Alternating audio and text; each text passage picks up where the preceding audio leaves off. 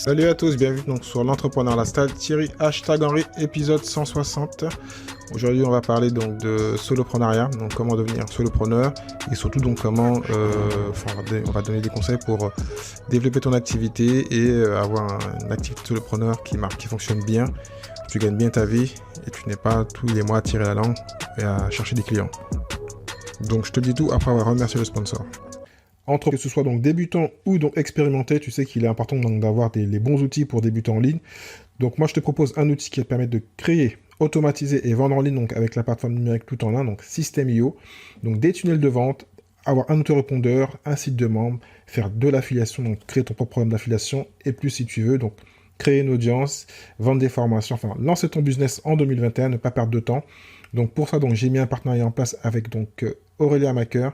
Donc si ton chiffre d'affaires actuellement stagne, tu vas le multiplier par 3, par 4 ou par plus en quelques jours, juste grâce au deal qu'on a fait.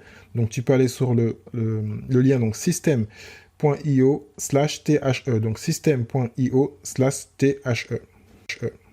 De retour donc après avoir remercié le sponsor, donc là c'est bien la dernière du mois de juillet, parce que dans tous les cas après c'est les vacances. Donc avant ça, avant donc de présenter donc un peu l'épisode, donc merci à toi d'avoir donc supporté cette 3e saison, d'avoir commenté, partagé. Donc je précise encore, il ne faut pas hésiter à commenter, à partager pour aider le podcast et aussi me donner donc des idées d'épisodes et d'invités. Donc aujourd'hui, comme j'ai dit, on va parler donc de soloprenariat. Il y a 3 invités, 3 femmes, donc c'est bien, donc il n'est peut-être que pour les femmes, enfin que pour les femmes, fait par les femmes, avec donc des conseils de soloprenariat, différents types d'activités qu'on peut faire en tant que solopreneur, des conseils différents et aussi à la fin une façon aussi donc pour toi de scaler ton business, de rester solopreneur mais d'avoir donc des freelances et des indépendants qui vont travailler donc comme une équipe, comme une petite TPE qui a 5 ou 10 personnes, mais pourquoi pas donc la développer parce que comme on dit, tout seul on va très vite, mais en équipe on va plus loin, un truc comme ça. Enfin, j'ai oublié la phrase, mais bon, tu m'as compris. Donc je te dis à tout de suite avec mes 3 invités. Je me suis lancée en faisant de la prospection dans le dur. À l'époque, ma cible, c'était des entreprises belges qui s'implantaient en France. Et donc, j'ai réfléchi à ce que je voyais moins ici et que je connaissais bien en Belgique. Puis, j'ai fait un gros travail de qualification de base de données. J'ai décroché mon téléphone. Et donc, j'ai trouvé mes clients comme ça, avec une vraie satisfaction de se dire on signe des affaires avec des gens qu'on ne connaissait pas du tout. Et à la base, t'es pas vendeuse, c'est pas ton métier. À la base, moi, j'ai fait du commercial au début. D'accord. Donc, moi, je suis économiste, mais j'ai commencé sur la route. Mhm. Et puis, j'ai fait du business développement et puis des fonctions de marketing, mais dans des environnements où les activités étaient à créer. C'est-à-dire, je me suis retrouvée chez Compaq, où j'ai lancé l'informatique grand public, et puis chez Debitel, où j'ai lancé la téléphonie mobile. D'accord. Et Ouais, puis dans des startups en France, plutôt orientées télécom. Donc, j'ai toujours travaillé sur des marchés qui étaient en création, et le marketing est vraiment à ce moment-là au service des ventes. ouais, Et donc, pragmatique, très pratique, ça bouge vite. Donc, c'est toujours l'action, la réflexion, corriger, adapter, recommencer. Enfin, c'est une très bonne école à ce niveau-là. Ça va vite, mais on est avec une exigence aussi. Donc, et puis des marchés qui sont nouveaux, donc il faut être plus rapide que les concurrents parce que tout ce qui est pris n'est plus à prendre. Et donc, il faut être aussi assez créatif. Voilà. Mais pour revenir sur l'histoire du réseau, moi, j'ai commencé à monter mon activité en prospectant par téléphone. Puis j'avais autour de moi quelqu'un qui était un fanat du réseau. Et je me suis dit, mais c'est pas possible. Lui, il a des clients qui viennent comme ça par recommandation. J'ai regardé ce qu'il faisait. J'ai lu beaucoup de bouquins sur le sujet. Et puis je me suis dit, bah tiens, moi, je fais quand même du réseau parce que j'aime bien les gens. J'aime beaucoup écouter ce que les gens font. De toute façon, la vente, c'est de l'écoute.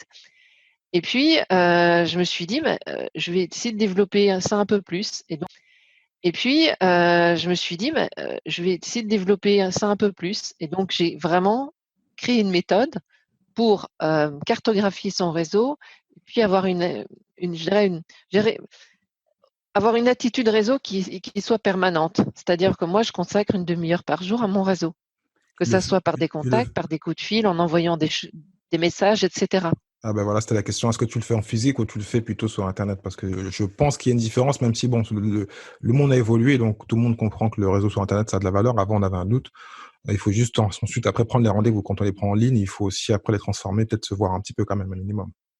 Oui, en fait, c'est un processus. Il y a d'abord les contacts que tu as. Donc ceux-là, tu les entretiens au fil de l'eau, tu les vois ou bien tu les appelles ou tu envoies un message. Et puis il y a toutes les nouvelles personnes que tu rencontres par les réseaux sociaux. Moi, c'est en particulier sur LinkedIn. Et ces gens-là, ils s'intéressent à un de tes articles, ils le like, après ils vont le commenter et puis rentrent à ce moment-là une relation, une discussion en message privé et puis par téléphone et puis des gens qu'on voit. Mais le réseau, voilà, c'est parler de ce qu'on fait certainement, mais c'est aussi beaucoup écouter les gens, comprendre ce qu'ils font. Parce que pour moi, le réseau, c'est pas je prends et je pars, c'est je donne et je reçois. Donc ça veut dire que je suis capable de bien expliquer ce que je fais et qui je cherche. Et ça veut dire que je suis aussi bien capable de comprendre ce que font les autres, quels sont leurs clients, sur quoi ils travaillent, pour moi pouvoir faire des mises en relation ou leur envoyer un article qui peut les intéresser. Donc c'est Voilà. vraiment Donc là, cette ouais, donc dynamique à 2 niveaux. d'accord. Donc là, on a un bon, c'est très bien, tu as bien expliqué. Donc même si on a un peu avancé sur ce qu'on voulait dire, on va revenir un peu sur la personne là qui nous écoute, qui est salariée ou qui est dans une situation qui n'est pas vraiment de l'indépendance, qui n'est pas vraiment le statut de consultant, parce que j'ai fait un podcast il y a un an. Il y a beaucoup de gens qui sont indépendants, qui sont entrepreneurs, mais qui sont pas réellement des vrais consultants indépendants qui gagnent bien leur vie. En fin de compte, ils le font par dépit, parce ils ont pas trop de choix et qu'ils ont du mal à s'insérer en tant que CDI, ou ils ont un certain âge, des fois après la quarantaine, on a des postes qui sont très, comment dirais-je, sont instables, on va dire. On prend des Mmh. postes, on n'est pas intéressé. Oui. Comment donc là tu conseilles à la personne, elle a des compétences, peut-être un réseau, mais des fois elle le sait pas. Comment donc tu la conseilles pour aller vers un poste de consultant, d'expert, de coach, et comment donc, parce que comme tu as dit au départ, le but c'est vraiment dès le départ de bien construire son idée, ne pas se lancer comme ça sans savoir quoi faire, vraiment construire une idée et bien partir, on va dire. Je pense qu'à la fois, c'est avoir une vraie offre. Quand je dis une vraie offre, c'est avoir une spécialisation. Alors, je sais que tout le monde en parle, mais enfin, j'enfonce quand même le clou.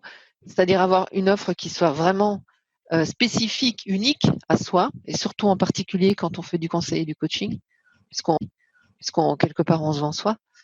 Et puis, avoir une cible qui est clairement identifiée. Il y a à la fois un travail qui est qui est un travail de fond à ce niveau-là, et à la fois, je pense qu'il faut aller rencontrer le marché assez vite. Moi, l'erreur que j'ai fait quand je me suis lancée, c'est que j'ai vraiment travaillé en vase clos, j'ai beaucoup réfléchi, et puis après, j'ai été voir le marché. Là, maintenant, je pense qu'on est aujourd'hui dans un monde où on fait plus d'allers-retours. Maintenant, pour revenir sur consultant et coach, je crois qu'il y a 3 choses. La première chose, c'est savoir ce qu'on sait faire, c'est-à-dire ses compétences. Et la partie conseil, c'est vraiment quelle est ma méthode quand je suis face à un sujet, une problématique, comment je la traite. Après, c'est qu'est-ce que j'aime faire, c'est ce qu'on appelle les talents. On peut avoir des compétences identiques, mais le faire autrement. Ça, c'est en partie les talents qui vont donner cette coloration-là. Et puis, il y a un autre élément qui est non négligeable. Je proposais ça. Simplement, les gens qui le rencontrent leur disent oui, c'est intéressant, c'est chouette, c'est pas mal, mais ça ne déclenche rien derrière. Pourquoi? Parce qu'il n'y a pas de marché. Et je dirais même quand il y a des concurrents, c'est même bien parce que ça veut dire qu'il y a un marché. Donc, c'est pas parce qu'il y a de la concurrence qu'il ne faut pas y aller, c'est plutôt bon signe. Mais s'il y a de la concurrence, il faut vraiment réfléchir à qu'est-ce que nous on apporte de différent et quels clients on va aller chercher. Ouais, Donc il y a ces 3 notions-là de comment se démarquer, simplement. oui, c'est ça. Et ça, il faut l'avoir très tôt en tête. Moi, j'entends encore beaucoup de consultants, de coachs qui ont une cible très très large et qui ont peur d'aller vers quelque chose qui soit beaucoup plus précis parce Ouais, qu'ils se disent ah c'est ce que j'allais dire, parce qu'ils ont peur, en fin de compte, ils ont peur, en fin de compte, de se dire, voilà, si je rate ma cible, ou si je rate mon expertise, ben, je suis bloqué et je peux pas pivoter. Ils veulent, en fin de compte, ils veulent toucher tout le monde. Ils disent, voilà, au cas s'il y a un souci, ben, j'ai envoyé deux, trois filets, je suis pas que dans un seul marché, et voilà, si ça marche pas, je peux pas pivoter. Ils veulent, en fin de compte, ils veulent toucher tout le monde. Ils disent, voilà, au cas s'il y a un souci, ben, j'ai envoyé deux, trois filets, je suis pas que dans un seul marché, et voilà, si ça marche pas, je suis mort. ça et puis il y a aussi le fait que ils ont une grosse expérience. Donc ils ont peur en étant focus de pas tout vendre. Or, il vaut mieux rentrer avec un élément qui est une espèce de produit d'appel, qui est vraiment bien marketé, bien euh, mis en avant en termes de message, etc. Et puis derrière, quand tu es chez ton client, à ce moment-là, de montrer l'étendue de ce que tu peux proposer. C'est ça qui est compliqué, c'est que tu sais faire tellement de choses, tu es très spécialisé, enfin, tu as plusieurs cordes à ton arc, et là on te dit, ah mais non, il faut en choisir une, il faut avoir une approche qui est très fine. Ce qui est un peu as l'impression quelque part de te dépouiller, qu'on te dise, ben non, une partie de ce que tu sais faire, on n'en entend pas parler. Alors que Ouais, c'est juste une technique pour approcher le marché, en fait, moi je ouais, pense. c'est plutôt c'est bien ce que tu dis, parce que c'est plutôt le preneur là qui est là, il apprend à savoir se dire non à lui-même, c'est-à-dire qu'au lieu de tout vendre, il vend un produit, ce qui est entre parenthèses le produit d'appel, pour rentrer chez le client, et ensuite il pourra, comme il a déjà la confiance, commencer à élargir, si bien sûr c'est pas trop à l'opposé, hein, et proposer autre chose. C'est ça, et puis en termes de réseau, c'est beaucoup plus facile de pouvoir recommander quelqu'un quand tu as quelque chose de précis que lorsque tu as une prestation qui est très très large et très floue.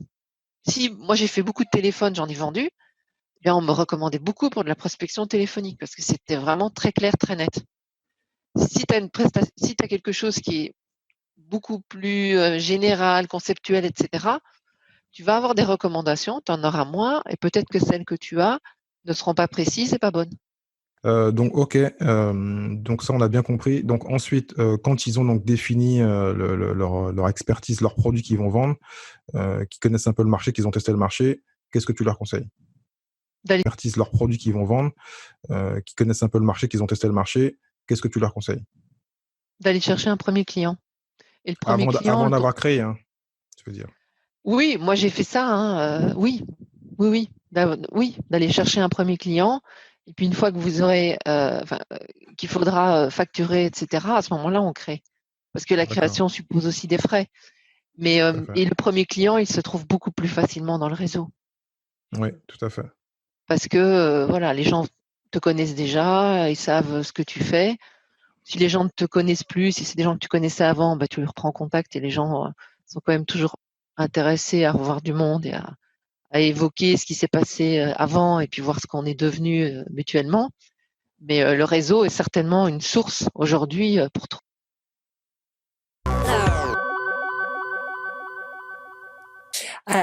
Effectivement, il y a déjà beaucoup de formes de coaching différentes. Tout ça est plus ou moins encadré. Aujourd'hui, il n'y a pas besoin d'un diplôme officiel pour pouvoir utiliser le titre de coach, contrairement à d'autres professions. Donc, a priori, tout le monde peut devenir coach. Après, je pense que c'est comme dans beaucoup de métiers, la différence, elle se fait très naturellement par les clients qui vont obtenir des résultats ou pas, et ça permettra de distinguer le coach qui est plutôt performant de celui qui ne l'est pas. Ce qui est important, à mon sens, c'est déjà d'avoir vraiment cette passion, cette vocation d'accompagner l'autre, de l'aider à trouver ses propres ressources en lui-même. Donc l'expérience personnelle, elle n'est pas indispensable. Ça sera en revanche un vrai plus pour accompagner la personne sur le chemin qu'elle est en train de traverser en lui disant bah moi j'ai déjà traversé ce chemin et ce que tu es en train de vivre c'est normal. Ça a un côté très vivre c'est normal. Ça a un côté très rassurant. Donc l'expérience de vie peut être un véritable atout. C'est pas forcément le seul critère parce qu'il faut bien commencer un jour de toute façon. Et moi j'ai grande confiance dans le fait qu'en général on attire les clients qui nous ressemblent et qui ont besoin de ce qu'on peut leur apporter. Donc des jeunes coachs qui sont jeunes en âge surtout vont probablement attirer des gens qui vont chercher un style de coaching qui correspond à ce que cette personne peut apporter. Des personnes qui seront plus avancées sur leur chemin de vie ou sur leur chemin professionnel, elles vont aller chercher des personnes qui incarnent une certaine expérience qu'elles voudraient incarner elles-mêmes par la suite. Tu parlais donc de différentes formes de coaching. Tu peux les détailler? Différentes formes de coaching, surtout en fonction du public auquel elles s'adressent. On va avoir des coachs pour entrepreneurs, des business coachs. On peut avoir des coachs de vie, on peut avoir des coachs santé, mentaux, des préparateurs mentaux dans le domaine de la compétition sportive en particulier. Et puis après, des coachs, ça peut se décliner à tous les domaines de la vie. Des coachs en perte de poids, des coachs pour arrêter de fumer, des coachs pour avoir des meilleurs résultats dans son entreprise, des coachs en marketing, des coachs en visibilité, en prise de parole. Tout est possible et c'est là où avoir une spécialité, une spécificité, ce qu'on appelle un positionnement en marketing, est vraiment très important si on veut sortir de la masse et vraiment s'adresser à des clients qui vont se reconnaître dans notre message. C'est comme ça qu'on peut les attirer. Ça tombe bien que tu parles de ça, parce que là, je suis bien content parce que tu as bien détaillé les différents types de coaching. Bon, tout le monde les connaît, mais j'ai peut-être pas mis précisément ça, mais il y a quand même des gens, alors c'est un peu étrange, pourtant il y en a que 2-3 qui sont connus, mais je vais pas dire leur nom, qui font plusieurs types de coaching. Donc comment ça se fait que on peut faire du coaching sentimental, on va dire amoureux, et en même temps faire du développement personnel classique. On fait des conférences, des séminaires qui sont là, je parle de gens très connus, trois qui sont connus, mais je vais pas dire leur nom, qui font plusieurs types de coaching. Donc comment ça se fait que on peut faire du coaching sentimental, on va dire amoureux, et en même temps faire du développement personnel classique. On fait des conférences, des séminaires qui sont là, je parle de gens très connus, peut-être que les gens pendant que je parle l'ont en tête en France. Il est même canadien, et qui font du coaching de relations, qui font aussi du coaching d'entrepreneuriat, et qui mélangent 2-3 coachings. Est-ce que ça, c'est un bon positionnement? Je te dis pas de juger, hein, mais est-ce que c'est normal, ou c'est juste parce qu'on est tellement fort en tant que coaching qu'on peut se permettre de faire ça, de s'aligner? Est-ce que tu parles un peu de ça, on va en parler après, de ce qu'on veut faire et comment on est aligné par rapport à ce qu'on veut faire. Est-ce que ça, c'est quelque chose qui est naturel, ou c'est juste parce qu'on est bon en coach, on peut tout faire, entre parenthèses? Je pense que c'est quelque chose qui vient assez naturellement avec le temps. Parce que pour commencer, on a envie d'aider tout le monde et de parler à tout le monde, et c'est comme ça qu'on finit par parler à personne. Donc se positionner et avoir un positionnement qui est très clair pour se démarquer de la concurrence, pour commencer, ça me paraît indispensable. Après, avec l'expérience, on développe véritablement une image de marque personnelle, c'est du personal branding, et les gens ne viennent plus forcément chercher une solution à leurs problèmes, mais ils viennent chercher l'accompagnement de telle personne. Et à partir de ce moment-là, c'est beaucoup plus facile de diversifier son activité en fonction de nos centres d'intérêt, parce que c'est assez rare qu'on ait qu'un seul centre d'intérêt. Donc la difficulté, elle consiste à choisir celui dans lequel on va s'épanouir au début. Mais l'avantage, c'est que une fois qu'on s'est lancé et qu'on a mis beaucoup d'efforts là-dedans, il est possible de se diversifier et de construire une gamme d'offres, une gamme de produits autour de sa propre personne. Donc je pense que c'est comme ça que c'est possible que ces coachs-là soient à la fois des business coachs, des love coachs et life coach, pourquoi pas, en même temps, parce qu'ils ont développé une image très forte autour de leur personne, et ça s'est fait parce qu'ils ont commencé. Absolument, surtout si on veut développer ce type d'activité qui est lié vraiment à la notoriété de son dirigeant. Quelle est la limite entre le coach et ça va peut-être paraître question comme bizarre, mais comme le coach et le gourou? Entre le coach et le gourou. Alors gourou, j'aime bien ce mot parce que c'est un mot qui est très galvaudé. On a perdu un peu son sens, mais littéralement, moi je pratique beaucoup de yoga depuis longtemps, donc tous ces enseignements, je les ai pas mal étudiés. Le gourou, goût et roux, c'est ombre et lumière. Donc le gourou, c'est celui qui t'aide à mettre de la lumière sur l'ombre. Et à ce niveau-là, je vois pas bien la différence avec le coach. Simplement, il y en a un qui va peut-être plus tenir des discours et des enseignements pour t'accompagner dans ces prises de conscience. Ça va plutôt être le rôle du gourou. Alors que le coach, il va plutôt t'amener à te poser des questions pour déduire ses propres enseignements par toi-même. C'est pour moi la différence fondamentale, c'est juste que l'approche, elle est soit par le questionnement, soit par l'enseignement métaphorique souvent. D'accord. Bon, là, je t'ai posé plein de questions. Comme je t'ai dit, je suis un peu curieux. Je vais rentrer donc plus dans ton livre. Donc, on a pris une décision de devenir coach. Ouais. On s'est fait aider ou on l'a fait tout seul. Je sais pas si ça s'est fait tout seul. Même si moi, quand je t'ai dit, on m'a conseillé de le faire et j'avais pas vraiment l'expérience. Enfin, j'ai pas l'expérience. Peut-être parce que je le sentais pas. Et donc, comment on fait pour se vendre? Moi, pour tout te dire, la personne qui m'a dit ça, c'était la personne qui devait être mon coach, m'a dit, envoie un mail à ta liste et c'est parti. Je fais, ok, c'est comme ça. Je fixe pas un prix, je me positionne pas, je coach sur quoi? Parce que bon, ma palette est un peu large, je fais de l'affiliation, j'ai bien sûr créé plusieurs boîtes, mais voilà.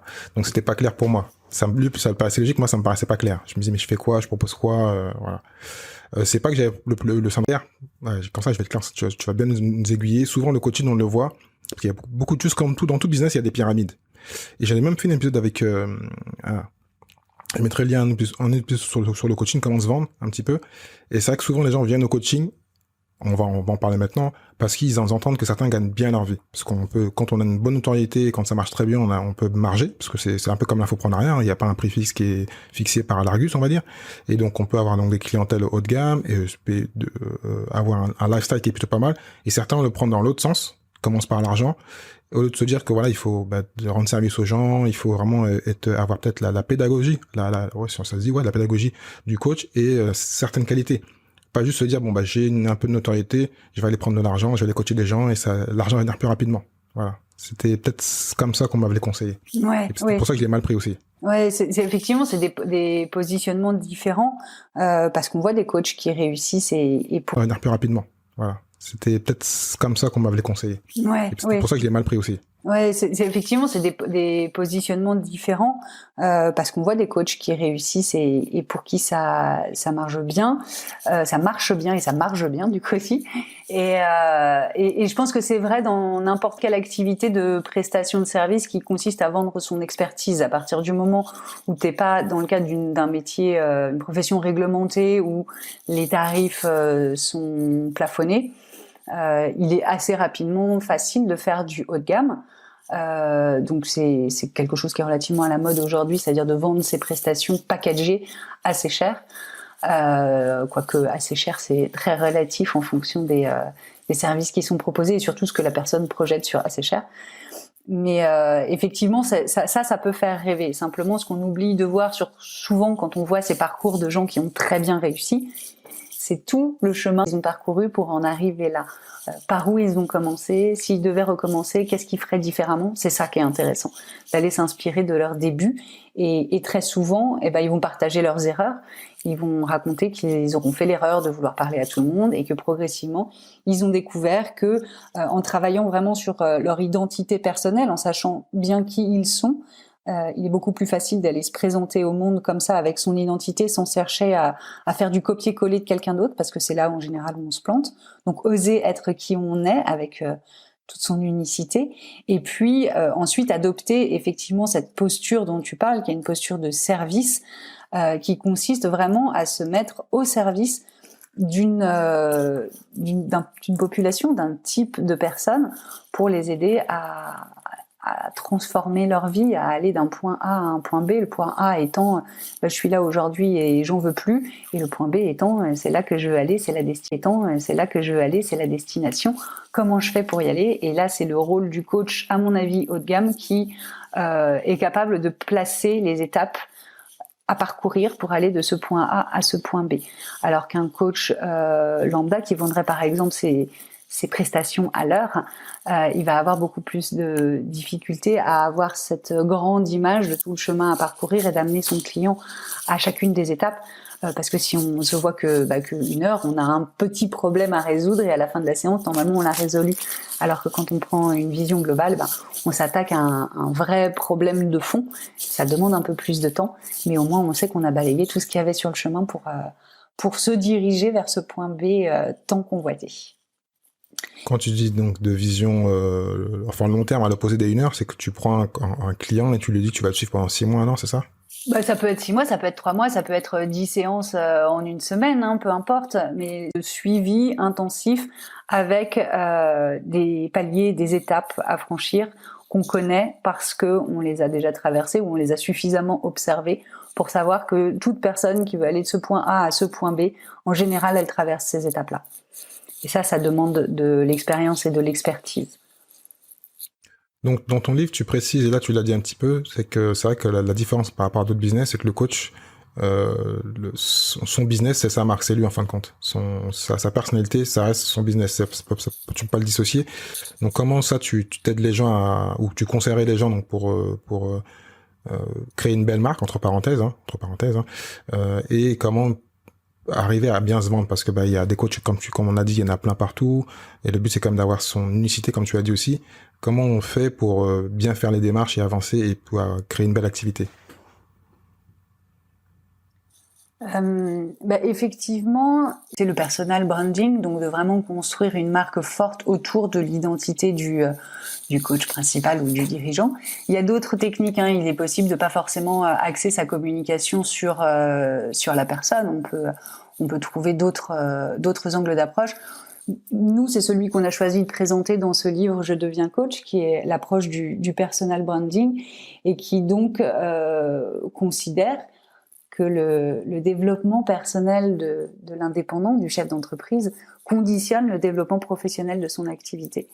Et que plus on sera libre à titre personnel d'être complètement qui on est, de s'exprimer, d'avoir des idées parfois un peu en décalage avec ce qui se fait dans les courants mainstream, plus il sera facile de développer une image de marque forte. Mais ça implique de travailler beaucoup, beaucoup et en amont sur soi-même, sur qui on est, quelle est l'image qu'on veut renvoyer, quels sont nos talents naturels, quels sont nos forces, quels sont un peu les archétypes qu'on peut incarner à travers l'exercice de cette activité.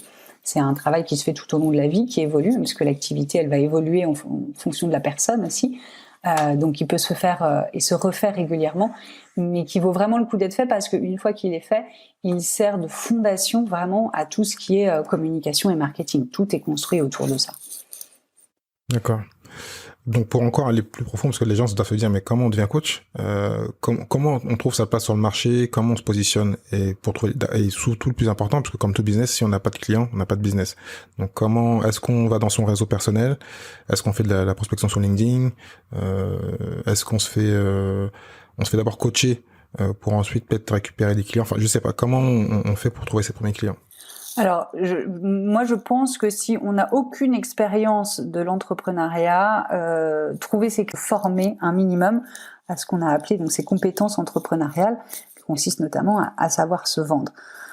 Mais avant d'aller faire de la prospection, d'aller sur LinkedIn ou d'appeler tout notre réseau, il me paraît très important de faire un travail en off d'introspection pour poser des fondations solides et savoir notamment très précisément quel est le type de problématique qu'on est capable d'aider à résoudre, comment on le fait nous différemment de ce qui existe déjà sur le marché et comment je package tout ça pour que ça réponde vraiment aux besoins de mes clients et pas créer tout ça dans ma tête tout seul en disant c'est ça dont ils ont besoin, mais d'aller vraiment à la rencontre de son marché, et c'est ça le marketing, c'est aller à la rencontre de son marché pour avoir des conversations pour vraiment parler avec des vrais gens, de leurs vrais problèmes, avec leurs mots.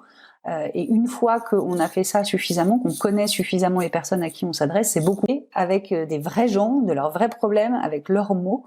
Et une fois qu'on a fait ça suffisamment, qu'on connaît suffisamment les personnes à qui on s'adresse, c'est beaucoup plus facile d'aller leur parler à plus grande échelle avec des posts sur les réseaux sociaux ou des messages un peu au hasard.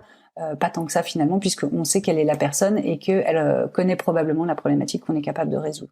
Donc c'est une démarche qui se prépare et qui, à mon avis, ne s'improvise pas au risque de perdre pas mal de temps et d'énergie et soit de revenir à son ancien job, soit de finir par décider de se faire accompagner par quelqu'un qui a ses compétences, qui peut les partager et qui peut nous amener à tirer le meilleur de nous-mêmes sans copier-coller ces stratégies et se les approprier sans réfléchir, mais au contraire qui nous fait des propositions et qui, en fonction de qui on est, peut dire bah voilà, cette stratégie elle sera peut-être plus adaptée à toi et en plus on peut encore l'affiner pour que ça colle. Alors, ça dépend comment tu comptes les choses, mais ma chaîne YouTube, elle a 7 ans, mais j'ai commencé à essayer d'en faire un business et à vraiment m'intéresser à ça en septembre 2017. Donc, il faudrait voir maintenant combien de temps ça fait. Ça fait un peu plus de 2 ans. Donc, ça fait 2 ans et demi, 3 ans. Parce que moi, je sais, quand j'ai un peu lu le parcours, à la base, t'es entre parenthèses, une grosse tête. Et donc, tu étais dans le monde classique salarial et t'es parti de ce monde-là. Parce que ça, tu l'as pas dit. Parce que souvent en présentation, les gens prennent juste 30 secondes, ils ont plein de choses à dire, mais ils ne le disent pas. Donc, parle-nous un peu de ça et comment tu es passé donc, du salariat à commencer à devenir indépendante et ensuite à développer aussi ta communauté pour pouvoir scaler ton business. Ok. En fait, j'ai lancé la chaîne YouTube, j'étais en thèse de doctorat, donc c'est à ça que je pense que tu te réfères quand tu dis grosse tête. Voilà. Pourquoi tu as peur de le dire? Je n'ai pas peur de le dire, c'est juste que c'est plus très pertinent. Aujourd'hui, c'est plus tellement ce que je fais. Mais bon, j'ai un doctorat en astrophysique et donc j'ai fait 8 ans d'études. Après ça, j'ai enseigné à la fac, j'ai enseigné en lycée, en collège. J'ai aussi bossé en tant que développeuse et en tant que sur l'intelligence artificielle un petit peu, un data scientist, etc. dans une boîte sur Paris qui travaille, c'est un label musical. Donc j'ai bossé là-bas, j'ai fait de l'informatique en gros. Et voilà, je me suis lancée. La chaîne YouTube, elle a commencé pendant ma thèse. Et en fait, c'est progressivement où j'ai commencé à comprendre que je pourrais vivre de ça, que dans ce qui me plaisait le plus dans mes journées, c'était pas ce que je faisais dans mon boulot, mais ce que je faisais via ma chaîne YouTube et via le contenu que je créais. Et du coup, voilà, j'ai commencé à réfléchir en fait, je l'ai pas fait consciemment. Je me suis pas dit, je vais chercher à trouver comment monter un business. C'est juste que j'ai résolu les problématiques de rapport à la nourriture de mon côté, pour moi-même, dans ma vie perso. Et j'ai commencé à en parler sur la chaîne parce que la chaîne me suit un peu sur toutes les thématiques. Et là, j'ai vu qu'en fait, il y avait vraiment un besoin. Et donc, je me suis formée au métier de coach et j'ai lancé le programme et j'ai commencé quoi. Après, j'ai lancé le podcast en septembre. Au début, je savais pas si je venais de résoudre ce problème pour moi, mais je savais pas si je voulais vraiment aider les personnes sur cette thématique précise. Donc, j'ai commencé avec un podcast qui est généraliste, avec tous les outils qui peuvent s'appliquer à la fois à la perte de poids, mais à n'importe quoi d'autre, parce que c'est des outils sur les émotions et sur les pensées, donc ça va pour tout. Et puis voilà, de fil en aiguille, je me suis retrouvée à finalement pouvoir en vivre et du coup à me lancer d'abord seule. Donc, j'ai commencé à pouvoir en vivre en septembre 2018 à peu près. Donc, un an après, c'est ça? Un an après, ouais. En Donc, fait, ça a été quand même plutôt vite, non? plutôt rapide, tu dis? Ouais, plutôt rapide, ouais. Ouais, bah, en fait, je suis partie, j'avais déjà une audience, vu que ça faisait à ce moment-là déjà 5 ans que je faisais du contenu sur YouTube. Donc, c'est vrai que je suis partie avec cet avantage-là. Après, c'était pas une audience qui était ciblée, c'était une audience qui s'intéressait à mon parcours depuis le début, à tous les sujets dont j'avais parlé. Donc, c'était pas très ciblé, mais c'est vrai que je partais pas de 0-0. C'était pas très ciblé, mais c'est vrai que je partais pas de 0-0. Et après un an, la première personne qui m'a rejoint dans l'équipe, ça a été Claudia, qui était mon assistante à l'époque. Maintenant, elle est passée coach, mais à l'époque, elle m'assistait et qui faisait tout ce qui était mail ou c'était n'importe quoi parce que j'avais plus le temps de tout faire parce que moi, je coachais. Et Donc là, c'était une freelance ou c'était une salarié classique? j'ai aucune salariée. J'ai aucune salariée et il n'y a que D'accord, moi ok. qui suis salariée de ma boîte. J'ai une SASU, donc j'ai pas de salariée. Et donc, c'est une personne qui est à temps plein alors? Elle n'était pas à temps plein. Bah, tu peux pas être à temps plein si t'es pas salarié. Si t'es en freelance, tu dois avoir plusieurs clients. Non, freelance, tu peux oui, parce que moi, Oui, mais je sinon, suis c'est pas payé, freelance aussi, voilà. tu peux à temps plein, mais bon, après, c'est bon, c'est rare en général. Bah, Mais c'est illégal en fait, c'est de la simule des salariats. Mais bon, c'est pas grave. tout Mais à fait. du coup, non, elle faisait le même métier pour notamment une agence de voyage et deux, trois autres clients, et puis sa société à elle. Et puis voilà quoi. Du coup, elle m'a assistée pendant un petit moment puisqu'elle est restée à ce poste pendant un an. Et elle était en France ou à l'étranger? Genre, par exemple, Madagascar? Non, non, elle est en Corse. Elle est française et elle est. D'accord, ok. Non, parce que souvent, des fois, ben, on le conseille hein, pour le coup, et même moi, actuellement, j'ai 2 personnes à Madagascar. Et donc, c'est juste une question de coût. Mais après, des fois, on peut se demander est-ce que ça vaut le coup d'aller là-bas même s'ils bossent très bien, hein, et on prend les gens en France. Est-ce que toi, tu y as pensé ou tu te dis, bon, moi, je prends cette personne-là et puis. Alors, moi, tu vas voir de manière générale que je prends aucune décision pour minimiser les coûts. C'est vraiment pas une problématique qui m'intéresse. Je suis pas forcément la meilleure personne au niveau optimisation financière. C'est quelque chose sur lequel je suis en train de me former là actuellement parce que ça va être quelque chose qui va être important dans l'année qui vient pour moi, pour mon business. Mais ça a jamais été vraiment quelque chose dont j'ai tenu compte dans mes prises de décision. La raison pour laquelle Claudia m'a rejoint en tant qu'assistante, c'est parce que c'était une cliente en fait avant d'être mon assistante et que j'étais alignée avec elle au niveau valeur. Moi, je recrute les gens tout le temps au niveau valeur. C'est-à-dire que c'est Non, comme mais ça, tout le temps au niveau valeur. C'est-à-dire que c'est non, comme mais ça. c'est très bien parce que j'ai déjà écouté ça sur un podcast anglo-saxon qui dit que souvent la meilleure source, c'est les gens qui nous envoient des mails parce que ils nous connaissent, ils savent comment on fonctionne, ils ont vu 2-3 vidéos, donc ils savent un peu comment on fonctionne et c'est une très bonne idée, paraît-il. Enfin, moi, je l'ai pas essayé. J'ai encore écouté ça sur un podcast anglo-saxon qui disent voilà, on a souvent quand on a des gens qui nous suivent, on a une base de gens qui nous aiment, qui apprécient, qui regardent nos vidéos et une moitié de fête, on va dire. C'est ça. Et donc toi, toute ton équipe maintenant, c'est comme ça alors? Comment? Donc donc le reste de l'équipe, c'est comme ça, c'est par rapport à ton propre réseau? Oui, en fait, moi, la façon dont je vois les choses, c'est que les personnes qui sont dans l'audience, c'est des personnes qui ont les mêmes valeurs que toi, a priori, sinon ils te suivraient pas, ou en tout cas, ils ont des valeurs qui sont compatibles avec les tiennes, c'est pas exactement les mêmes valeurs. Et les anciens clients, c'est des personnes qui ont fait ton programme, ils ont reçu de la valeur, ils savent exactement ce que tu proposes. Donc pour moi, c'est le meilleur endroit pour aller recruter des personnes. Et quand j'ai besoin de quelqu'un, ce que je fais, c'est que j'écris une feuille de poste en fait et je l'envoie à ma mailing list en priorité et je vois déjà les candidatures qui sont proposées par le biais de la mailing list. Et ensuite, éventuellement, je fais marcher mon réseau extérieur et voilà, et je vais chercher des personnes à l'extérieur. Typiquement sur je dis juste la mailing list, mais en priorité la mailing list et ensuite mes réseaux sociaux, ma chaîne YouTube, etc. Et voilà, je passe d'abord par là et après, éventuellement, je peux aller vers le réseau de réseau, mais pour l'instant, j'ai pas eu besoin. Enfin, il y a eu juste une personne qui a été recrutée comme ça, que c'était l'une de mes coachs qui la connaissait. Elle a bien sûr passé le processus de recrutement. Hein. Je recommanderais jamais de recruter quelqu'un parce que tu connais. Les quelques personnes où j'ai fait ça, en fait, ça a été un mauvais recrutement. C'est important, même si tu connais quelqu'un qui a des compétences dont tu as besoin, ou quelqu'un qui t'a envoyé un mail et c'est des compétences dont tu as besoin, quand même écrire une feuille de poste, quand même faire un processus de recrutement et proposer à cette personne de postuler.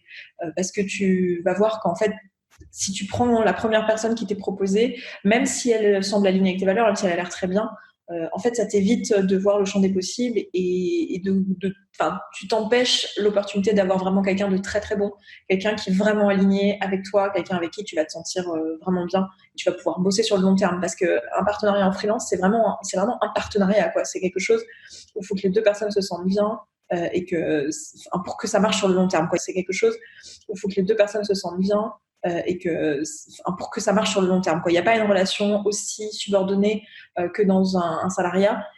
Et c'est ça que j'aime moi aussi, c'est pour ça que ça me parle de faire ça. Donc c'est une relation qui est toute différente. Donc c'est pour ça que je recommanderais de faire ça. Enfin, je sais pas si peut-être en moi que je recommande des choses. Non, mais je te confirme je te confirme parce que moi je suis là j'ai pris 2 personnes et j'espère finir avec 4 personnes en fin d'année. Et puis moi avant ça fait déjà près de 16 ans que j'entreprends, ou 17 ans. Et avant, j'avais entrepris dans le classique et j'ai fait beaucoup d'erreurs parce que le recrutement, c'est vraiment une partie importante quand on veut scaler. Hein. Et j'ai lu, par mon coach, j'ai eu il m'a conseillé, et puis je l'ai écouté sur plein de podcasts, de lire Wu, je crois, si je me trompe pas, un livre anglo-saxon d'un mec qui a créé plusieurs boîtes et qui a coaché. Il expliquait, il y a ce qu'on appelle les A, les B et les C, donc les A players. Et pour avoir une bonne équipe, et c'est ce que tu as fait toi directement, hein, sans te former, j'ai l'impression, tu as recruté ce qu'on appelle des A players, des gens qui sont alignés avec toi et ils vont te pourrir ta boîte et tu vas jamais pouvoir scaler. Donc, voilà. Donc, toi, indirectement, parce que souvent les gens se forment, toi, donc tu l'as fait de façon intelligente, donc c'est bien. Mais comment tu as continué après? Est-ce que tu as fait des erreurs déjà? Est-ce que tu en as fait quelques-unes? Et comment tu as continué à pouvoir scaler ton équipe? Oui, j'en ai fait. J'ai fait l'erreur de j'ai besoin d'une monteuse, j'ai croisé une monteuse dans un événement qui m'a filé ses coordonnées, boum, je l'embauche elle. Pareil, j'ai besoin d'une photographe, il y a une photographe qui m'a contactée, je la prends elle. Ça, j'ai fait comme erreur. En fait, c'était pas la meilleure chose à faire. Donc, l'erreur, c'est quoi? C'est plutôt d'aller trop vite parce que tu as eu un feeling, peut-être plutôt très feeling comme moi, et donc tu as eu un feeling et tu dis, pourquoi pas, t'essayes. Et en fin de compte, Après, feeling, oui et non. C'est-à-dire que maintenant que j'ai recruté plusieurs personnes, je vois ce que c'est que d'avoir un vrai feeling avec quelqu'un en entretien et te dire, ah ouais, j'ai vraiment envie de bosser avec cette personne. Pour moi, il y a quand même une empreinte, il y a quand même une identité qui est très forte. Et pour moi, c'est ça, il y a quand même une identité qui est très forte. Et pour moi, c'est ça qui est super important. C'est que si tu veux recruter des personnes qui soient les bonnes pour toi, il faut déjà que toi, tu prennes ta position de leader, que tu saches exactement pourquoi tu es là, qu'est-ce que tu défends comme valeur, qu'est-ce que tu tiens comme message et que tu le répètes et que tu leads l'équipe. Et tu as des personnes que quand tu les reçois en entretien, tu vois que ces personnes-là, elles feraient pas tâche au milieu de l'équipe, en fait.